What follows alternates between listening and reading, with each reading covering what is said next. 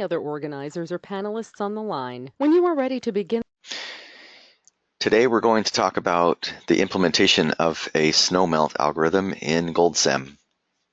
So I'll start off by demonstrating its use in a reservoir operations model, and just to show you one of its benefits to have it in a model, and then I'll talk about the Snowmelt portion of it in more detail.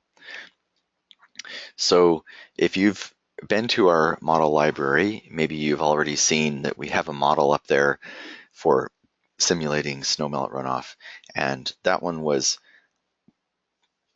developed following the documentation for a model called WinSRM, developed by the NRCS, and it requires that you know the or that you develop what's called the depletion curve, and it requires some understanding of how the snow is melting over time using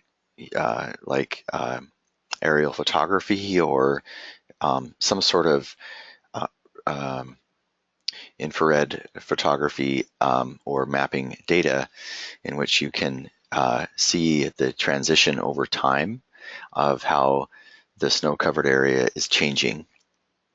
You develop the curve, and then you apply that curve to help with the simulation of the melting rate. So it's if you don't have that information, it can be difficult to calibrate the model. So this model has been, well, we're not going to, it's not a change to that model. We're actually adding a new one that's using something that was developed in the 70s by someone at the National Weather Service, and it only, well, there are multiple inputs, but mainly it's being driven by temperature. And it's a conceptual model. It simplifies the energy balance, but it is using a physically based energy balance at its core based on temperature. Obviously, because it's only using temperature, it is quite simplistic. So you have to keep that in mind. But I will show you how it's been developed in GoldSim and how it does with calibration, so you can have an idea of whether or not you want to use it in your model. To start off with, though, I'm just going to show you how it might be implemented in like a real world model here. And this model is using a new version of GoldSim that has not yet been released. It's in the works and should be expected to come out hopefully before the end of the year. And it includes a feature that allows you to embed result charts and tables in your dashboard. So that's what you'll see that's different here. Also, it shows the charts updating dynamically through time so that you can slow your simulation down and see it progress. And the reason I want to do that in this presentation is because I want to show you how having a snowmelt model in here allows us to forecast the future conditions so that we can better operate a reservoir, in which is sitting below a watershed that's receiving runoff coming from snowmelt. Okay, so just a little bit of background about this model. It's loosely based on a real watershed located in the state of Utah, in which there is a snow-tail gauge. It's a measurement site at the top of the watershed that measures the snowpack and the precipitation and temperature over time. And so I've gathered all that information. Oh, and there's also a river gauge downstream that I can use for calibration of the runoff model. So that's what this model uses. And there's also a reservoir in that watershed, and that is the one piece that I have not yet completed, but right now I'm using a hypothetical reservoir just to demonstrate. But eventually, my plan is to incorporate the actual parameters that of this physical reservoir that's up there. But anyway, for now it's hypothetical, at least of the reservoir. The rest of it is is real. Okay, so what I'm going to do when I run this model is, the first thing is change the simulation speed. By default, as you know, the slider up here for the simulation speed is always set over to the right, so it's running as fast as it possibly can. Well, I want to slow it down so that I can work with the model as it's running as if it was a real system. And let's say I was operating this dam, and what I'm trying to do is operate the dam such that the water level is at a safe level, so that I can anticipate some flood flows coming in and make some early releases in anticipation of maybe a large inflow. Or on the converse side, I can, if I see a small snowpack, then I can try to store more water in order to supply irrigation water for supplies from the reservoir.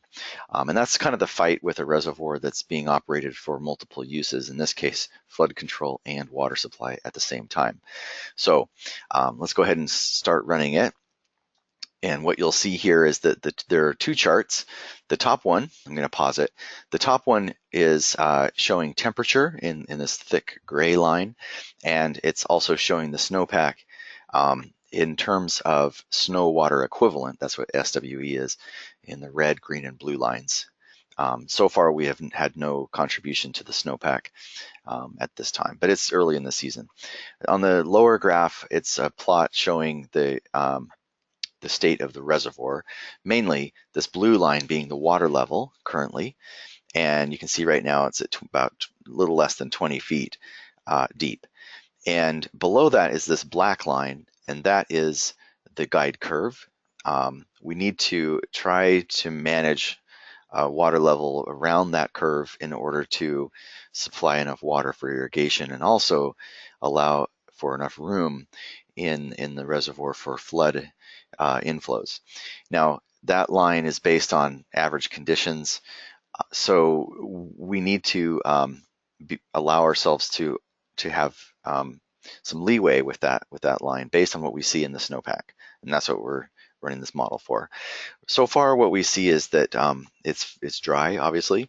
So having a water level vastly above the rule curve is a good idea.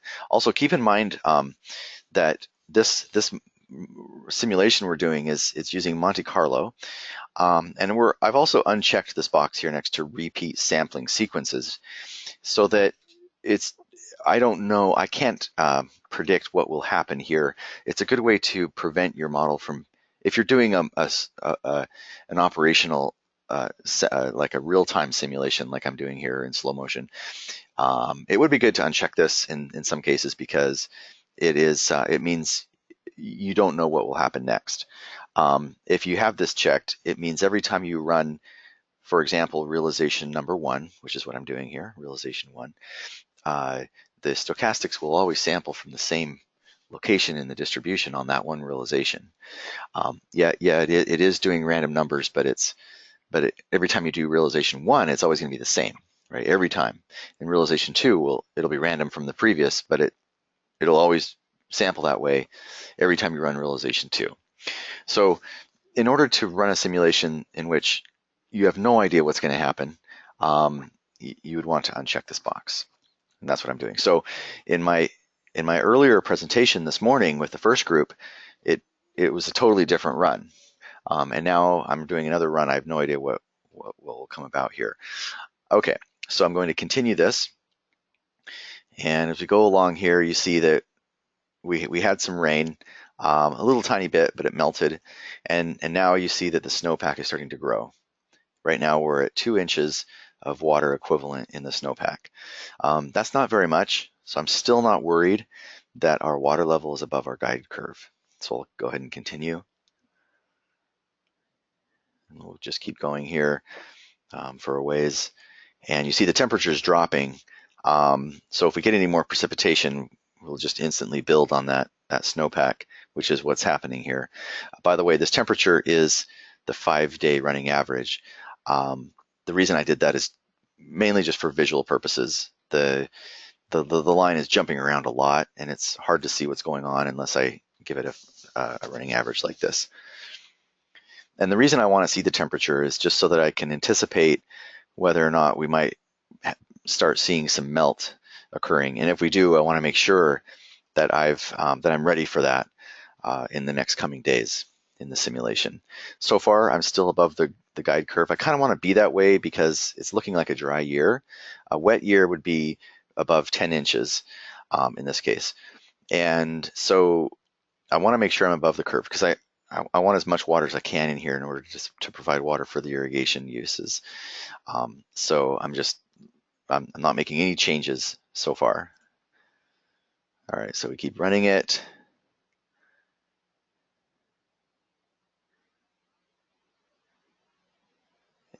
And we've got a bit more snowpack. Okay, so now we're starting to build up here on the snowpack. It's not quite 10 inches, so it's still considered a little bit of a dry year. Our level has about hit the guide curve, and we're probably fairly safe at this point, leaving things as they are. But if we build up any more snowpack, it would probably be a good idea to release a little bit of water and drop below the guide curve a little bit at this point. So we'll go ahead and keep going. And you can see right now the temperature is it's rising, and you see that the lower zone, by the way, you see that we have these 3 zones, 1, 2, and 3. What that means is I've divided the watershed up into 3 different zones by elevation. So the lower elevation is the red line. Obviously, that's the one that will start melting off first. Then the mid zone is 2 and 3 and so forth. It's just a way to distribute the functionality of the snowmelt calculations over the space of your watershed because of the differences, mainly in elevation. But if you had, for example, one portion of your watershed that's a north face and another one that's a south face, perhaps you'd want to divide your zones up for that as well. And by the way, this Snow 17 code that we're using in here could, in theory, be used on a grid where you divide it up into many parts. It doesn't have to just be 3 zones. It could be many zones, by the way. So right now, if you look at the array labels that we're using, it's called zones here, and it just has 3. So you can add as many as you want. It doesn't have to just be 3. If you add more, it will not change. You won't have to do anything else to the model besides aggregate of all those numbers. I mean, it's already working with 3. It doesn't matter how many you have in here. The functionality will be exactly the same. It might just take longer to run it, is all. Okay, so now we know that we're going to start releasing. It's a pretty small snowpack, so I'm not too worried. If we are worried that we're going to spill, and what we're trying to avoid here is an uncontrolled spill from the dam, maybe we're a little bit concerned that we're a little high, and so we could turn on the floodgates and let them run just for a bit. I'm going to slow the simulation down just so I can just do that for a little while. Okay, so I ran the model for a couple of days with the floodgates open. You can see this green line. That's the flood flow going through the outlet works. It's an increased flow above and beyond what we're delivering for irrigation, which is this brown line. Okay, so I paused it again, and let's say we feel comfortable with that. So I'll go ahead and turn that off, and then rerun it. And you can see here that the flood flows came back down to 0, and I'm going to speed it up just a bit. Okay, now I'm going to stop here. You can see that we added a little bit more snowpack in the upper zones, but still we're not above 10, so we're probably safe. We are below the guide curve, so we're probably fine. Oh, and I accidentally hit stop. I'm going to have to rerun this model, unfortunately. So sorry about that, and I'll just go ahead and do it a little bit faster. You get the gist of what's going on here. So I'm just going to run this a bit faster.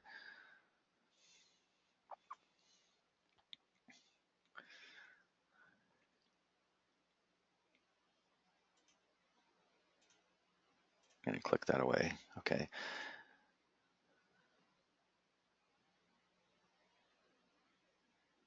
Okay, we are getting a bit more snowpack this time around, and we are above the guide curve, so I'm going to let some come out for a little while. Okay, that's probably enough. and then continue running it. Okay, so now you can see the snow is now gone. It's all melted off, and you see our hydrograph came up, it peaked, and now it's drawing back down. So that was actually a pretty small, um, that was a pretty small hydrograph there, and the amount that we released through the floodgates is here in the green. So we released it from like early April until for about a little over a month here. And that was probably a mistake. We probably released too much. You can see we're below the guide curve.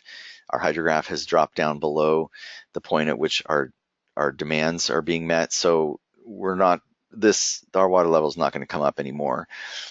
So that was probably a mistake. And as I continue running this, you can see that our water level just continues to go down. So that was kind of a bad decision right there. But you can see that how if we were to rerun it, we'd learn from that a little bit and know that, okay, we probably should not have released. We would be okay. We're about 10 inches. That's fine. If we start going above 10 inches, then that would be the only time we'd want to release.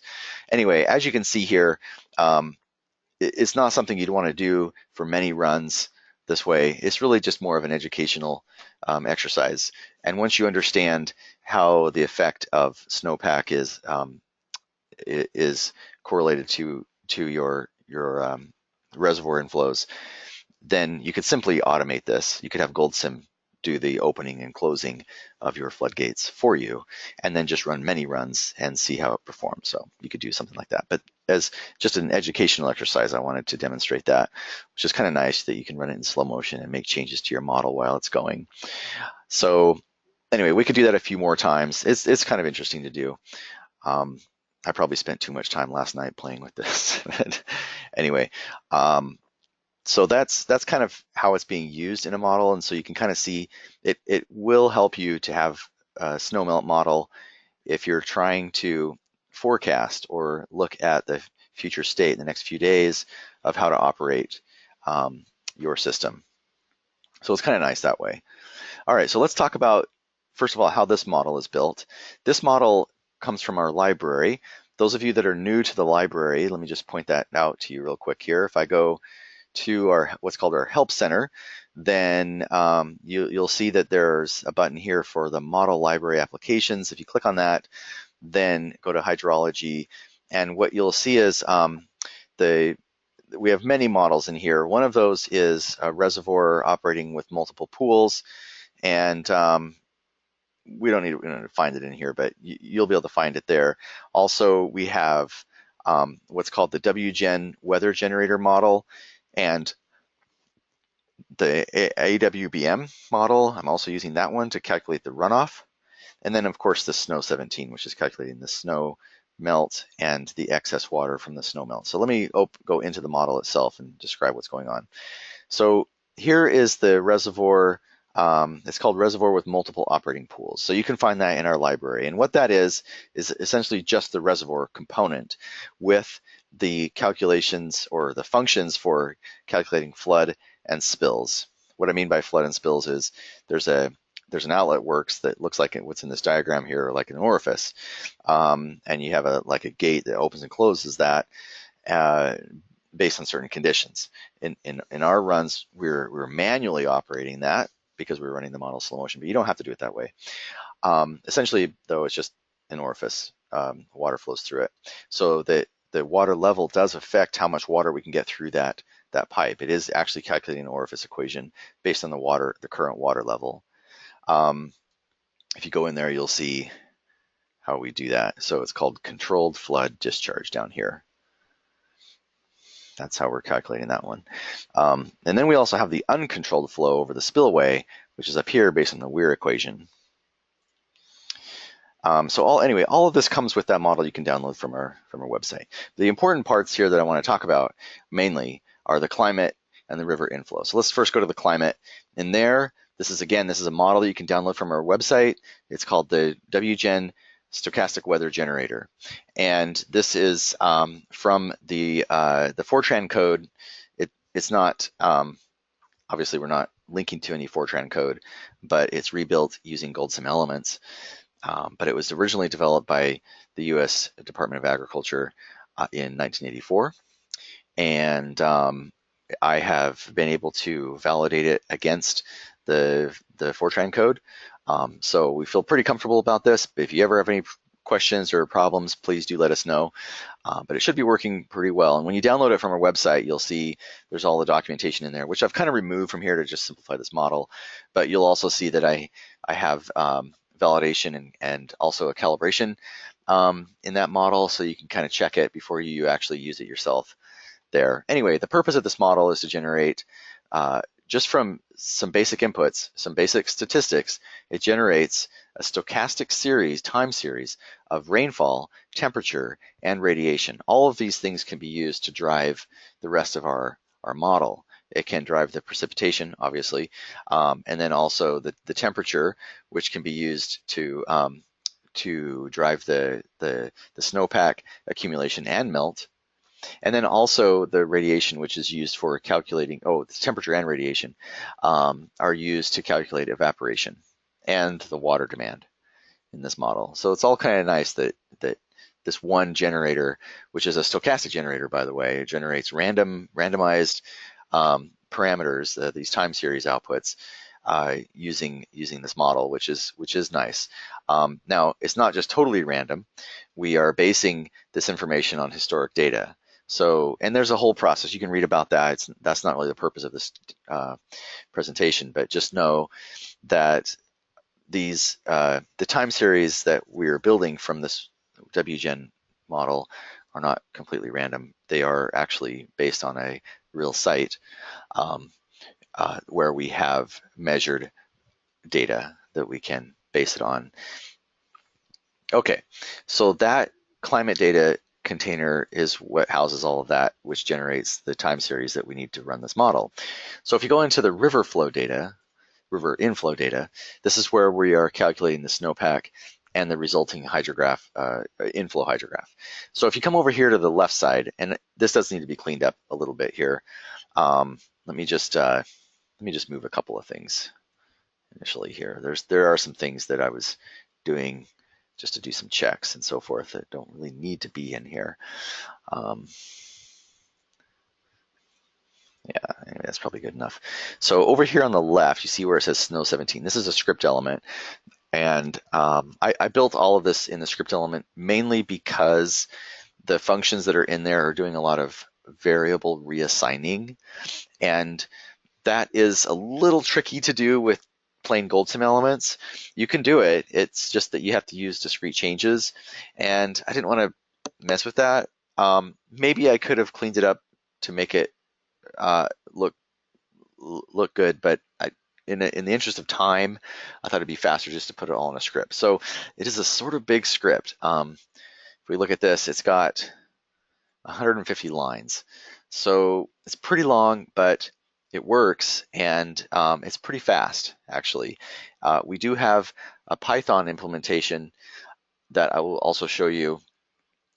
This one runs faster than the Python implementation. And I'm not saying it's because it's in Python. I'm just saying the way that we do it is we call the Python code, or we call the Python interpreter to run the Python code on every time step. And it's not necessarily the Python that's running slower, but probably the process of doing the call to the file on every time step that's causing the little bit of slowness. And when I say it's slower, it's maybe 20% slower. It's not real noticeable, especially given that this runs in about a second and a half. So we're not talking a lot here, but it is something to consider if you have a lot of if you have, like, for example, a lot of zones. So if you were to do it on a gridded basis, you might be more concerned about runtime. So anyway, just something to consider. Anyway, it's all implemented in the script. But the other thing about a script is that if you have state variables, and just real quick about state variables in GoldSim, state variables are variables that have that remember its own state, or what its output was from the previous update. So anything that you see in any element you see in GoldSim where you have to put in an initial value. So for example, a previous value, a delay, a stock, integrator, reservoir, any of those will require an initial value. That's telling you right there that it is a state variable. It's carrying state forward on each time step. So it's remembering what it had before, and then it's going to update its value as it goes forward. As opposed to, say, just a regular expression element that just updates one time, and it doesn't care about what it was last time step. It's just always going to update. So if you have multiple, well, a script element by default is a state variable on just its main output. So that's if you have a script where you only have one state variable in the script, then you can have a standalone script all by itself. But in this case, we have actually 4 state variables that we're keeping track of as we're moving through time.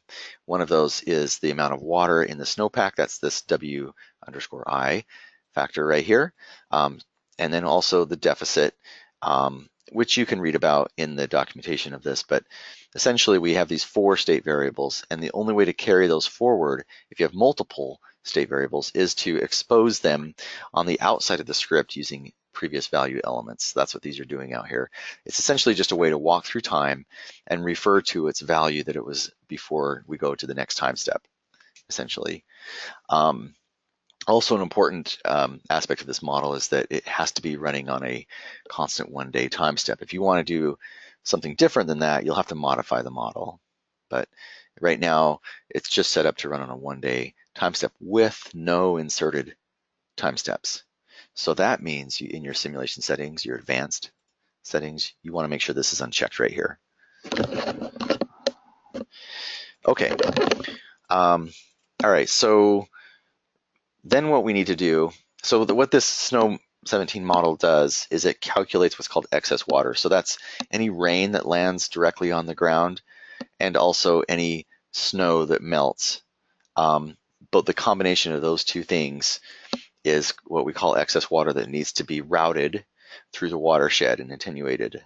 And we'll do that using the AWBM model, which you can also download from our website. And that essentially just takes your excess water and routes it through the reservoir to develop your resulting hydrograph. And so you can read all about our AWBM model. The nice thing about GoldSim is that it's compartmentalized here, right? All you have to do is just add another container, put all that code in there, and just march forward with your model. So it's all pretty straightforward. I know that it looks like there's a lot going on here, and I probably should clean it up a little bit. But essentially, what we have here is we just have our snow driver here that's using the stochastic climate time series inputs, and then this drives the AWBM model, which then calculates our runoff hydrograph here. And I have another step here where I'm adding some base flow just to make it calibrate to the actual watershed up there, where there is fairly constant base flow coming down all year long. And it appears to be independent of the snowmelt that's occurring there. So maybe it's just groundwater coming down or something. But I just used the stochastic element with a mean that matches the mean of the base flow that's observed there. Okay, so with that, now we have a river inflow, and we can have that drive the flow going into the reservoir. So that's pretty much how this model works. Now, if we were just in developing the, we should just look at how the Snow 17 model was developed. So let me just open up that model standalone.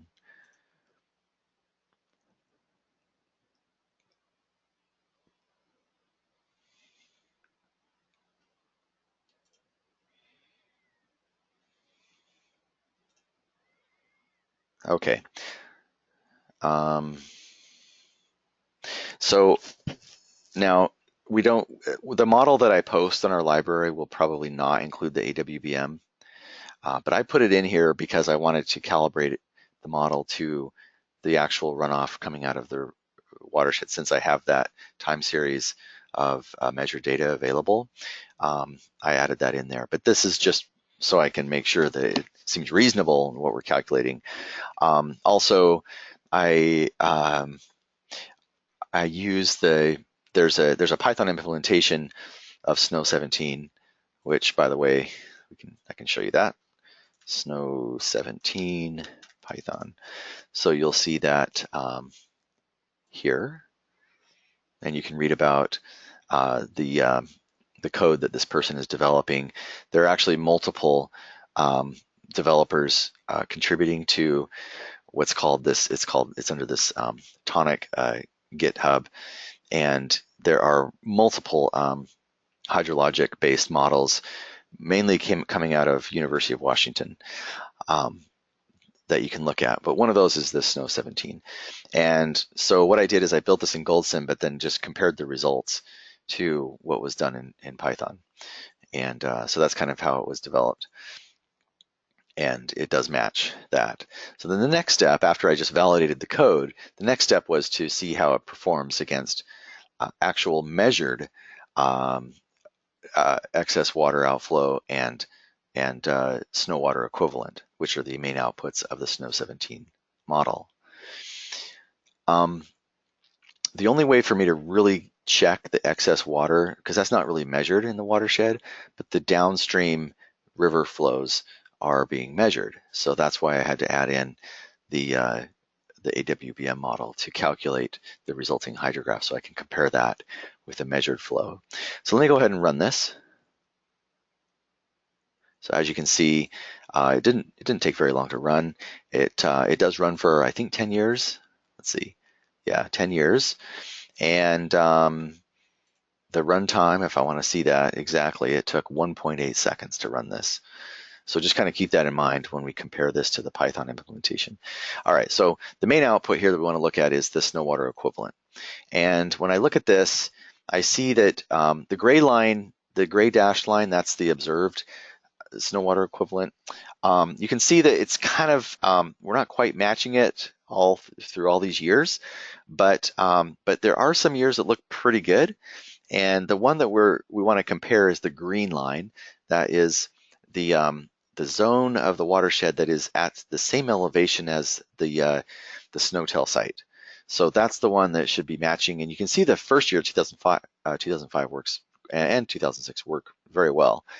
2008 is nice, and so is 12 and 13. The other years are not quite as good. Well, I'd say 2011 isn't bad. But some of these others, like for example 2007, something is a little bit off. Not quite sure what that might be, but there are a lot of things that could be happening here. There could be a difference in maybe wind, because I'm not really simulating wind in this model. And anyway, there could be some other factors. And keep in mind that Snow 17 it's a pretty simple model, and it's really based on temperature. So there could be a lot of other things that happened besides just temperature in those years that I'm not accounting for. But overall, I would say I'm pretty pleased with this calibration of snowpack over time for these 10 years. The next thing I did is I looked at the runoff. I think it's this chart. Is that this? Yeah. Okay, so the runoff doesn't look too bad either. Can't complain too much. Although, okay, so first of all, the green line is the simulation output, and the red is the measured flow in the watershed.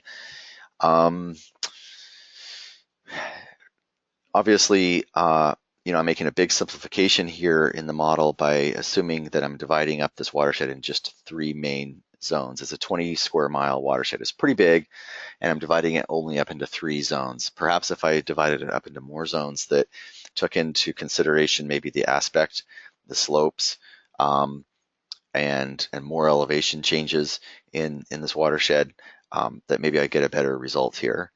But there are also quite a few inputs to change in order to get this to work. Mainly in the runoff part of it, there's the recession constants that AWBM uses for both base, well, it's called base flow, but it's the shallow groundwater portion of outflow, and then also the surface water outflow portion. So you have to make the adjustments to those dials, and then also what portion goes through ground versus what portion is direct surface flow. And by the way, I did use optimization in GoldSim to do the calibration, but found that optimization or manual calibration worked actually better, because I have an understanding myself of what these inputs drive. For example, if I see a lot of spikes, a lot of sharp spikes in the hydrograph, I know that that's most likely going to be surface flows. And so I want to make an adjustment to try to match those on just that one input. So I kind of adjusted one input at a time. Now, there are only 3 main inputs in the AWBM model to adjust, so it's not it's not a lot of work there. The other part was the input parameters for the Snow 17 model, which I mainly used the SWE plot, the SWE plot, to make adjustments to those factors. Once I felt good about this plot, then I moved on to the AWBM runoff model calibration. So it's kind of a 2-step process to do this calibration. Some of the inputs, we should probably look through some of those for the Snow 17 model. Like I said, it's mainly driven by temperature. Obviously, precipitation is driving the model as well, but that's really just for the accumulation of the snowpack. The temperature really is what is driving things here, as far as whether or not the precip is snow or rain, and then also how it's being melted over time. But there are a couple of other important factors in here you should see. One of those is the lower and upper limit of temperature dividing the transition between rain and snow. What this is saying is if the temperature drops below -1 Celsius, then it's going to be snow. If the temperature rises above 3 Celsius, it's always going to be rain. And you can adjust those somewhat. The manual doesn't recommend adjusting them much more than that. In fact, maybe 3 is a little bit high. That's what I had to put that at in order to get a good calibration on the snow water equivalent, though. So maybe those are 2 factors that you should consider. Another one that makes a big difference is down here. These 3 factors right here. Oh, I forgot one more thing. On the -1 to 3 degrees Celsius, if the temperature is between those 2, so let's say we're at 0 Celsius, then what this model will do is it will linearly interpolate between those 2 and then divide the rain from the snow accordingly. So you would have a mix of rain and snow falling on the snowpack at that time if you're in between those 2 factors, and it's just a linear interpolation. Okay, down here we have a melt factor, and so we have a maximum melt factor and a minimum melt factor, and then and those are only on a certain date. So this is December 21st, and then on June 21st we have another factor, and then in between those 2 dates, all based on the latitude of and the location of the site, then it will interpolate in between those dates through time a melt factor. And so the melt factor is what's driving the melt rate. So obviously that would be another factor you want to look at in building the model. Then there's also this factor here called the temperature, well, it's called M base, but it's the temperature above which melt occurs. And so if you said, like, for example, 5 Celsius instead of 1, then obviously things are not going to start melting until it gets quite a bit warmer. The manual says, it suggests about 1, and that's where this is at right now. There are a couple of other factors that you'll want to be aware of in your model, but those are the big ones, I would say. But definitely go through and check some of these other inputs. You can look at the manual, and they also provide recommendations on what these should be. One other thing is the elevation of the data, or where it's being measured. So I mentioned there's a SNOTEL site in this watershed, and that is located at an elevation of 7,585 feet. So we need a way to adjust the temperature for the various zones that we've established in the watershed. And so I have those elevations here. And If you have more zones than 3, you'd want to put the elevation numbers in there for all those zones. So right now I have the lowest elevation at 6,700. I just looked at a topo map of the watershed to determine approximately where these zones were, and these elevations represent a mean elevation of that entire zone of the watershed. So my lowest zone being 6,700 feet, my highest zone being 8,000 feet, and then the one in between is, I just set it as exactly the same elevation as the gauge. So now with that, we then have 3 different temperature values which are driving the melt rate and the accumulation of snow for each of the zones differently. The way that we calculate a different temperature for each of those zones is what's called a lapse rate, and we're using a 0.8 degrees Celsius per 100 meters. So every 100 meters, there's going to be a difference of 0.8 degrees Celsius. And this is a recommendation actually from the Win SRM model right there for that. Okay, let's see what else. I think that's about it as far as the inputs go for the Snow 17 model.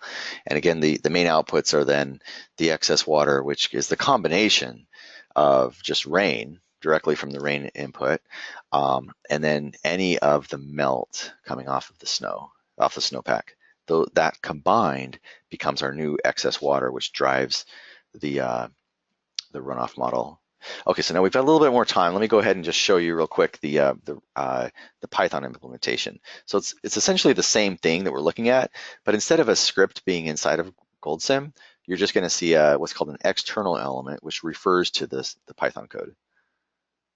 And I'm just going to check real quick to see if any of you have questions at this point. Any questions yet? Looks like no questions. Okay, so I'll go ahead and continue. Open up Windows Explorer here and go to a place where I put the file. And let's see, I keep forgetting where I put this. Yeah, here we go. It turns out you can develop your Python in either 64 or 32-bit, and it's been run in both here. It's been developed in both, and GoldSim you'd have to connect to one or the others. GoldSim is a 32-bit application, but Python can be in both. So you'd have to choose there which one you do. But GoldSim can run with either one. Essentially, what we have here are 3 Python files. One is a PYD. It's like a DLL written but has a Python interface to it. So this means that you refer in GoldSim to this PYD like as if it's a Win32 DLL, the same way you would with a C or a DLL written in C or Fortran. But that then is able to interface with what's called this Python, this GSPy module. All of this has been developed and can be downloaded from our library. And what you'll see there is a very simple Python program that just adds 2 numbers together. Another one that multiplies 2 numbers. I think there's one more that does a matrix calculation.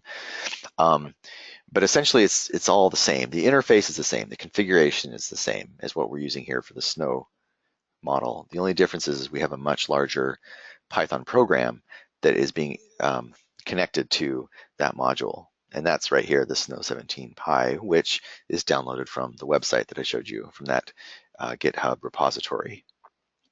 So if you're going to use this program, you'd want to look at their licensing agreement on that GitHub project just to make sure that you can use it for whatever purposes you're going to, if you plan to use the Python code. But let me just go ahead and open the model.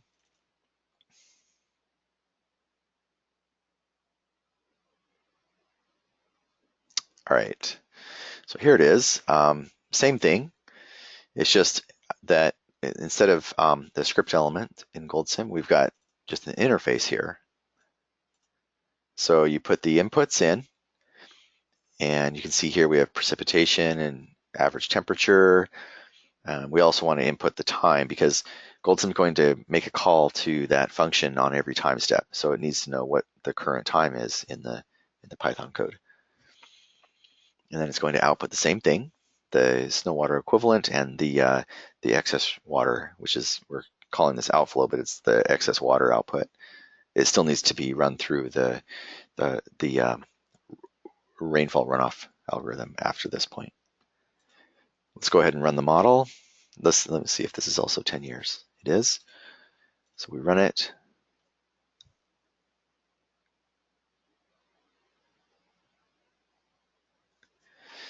Okay, and then if I look at the run log, you'll see that it says 3.2 seconds. Let me just run this one more time to see if it's about the same. I've got a lot of resources running right now because I'm recording this. And so, and running GoToWebinar, it does take a bit of resources on this computer. So it might run a bit faster on yours, depending on your system. 3.1 seconds. So I would say it's added, in this case, it's added about a little less than double the amount of time to run it. As you can see, it's pretty fast, 3 seconds, so it's not too bad. But it is a little bit slower than the native GoldSim implementation there. But it's still nice to know that you can have just a base, a Python file that can be edited. Here, I can just edit it right here with Notepad. So here's the Python code. I could edit this Python just directly all in Python right here. Save it and close it, rerun the model, and it would run that Python code directly. And so I don't have to do anything else in C or any other language because the configuration files here are set up to interact with the function that's developed in this Python. Now, obviously, we need, if you were to add a new function or class that needs to be referenced in your GSPy module file, obviously you'd have to change that as well if it needed to use it. But if you're just modifying the existing functions, then that's all you need to do is just change that Python file, which is kind of nice. So anyway, that concludes what I was planning to present to you on the developments in the Snowmelt algorithm that GoldSim uses. And again, I will post all these models on our webinar archive, or maybe they'll be posted in our library, but they'll be referenced in our webinar archive along with the recording of this presentation. And so you can always come back and revisit it there. But I will take a little bit of time here to answer any questions if you have any. If not, thank you for joining us, and we hope to see you next month.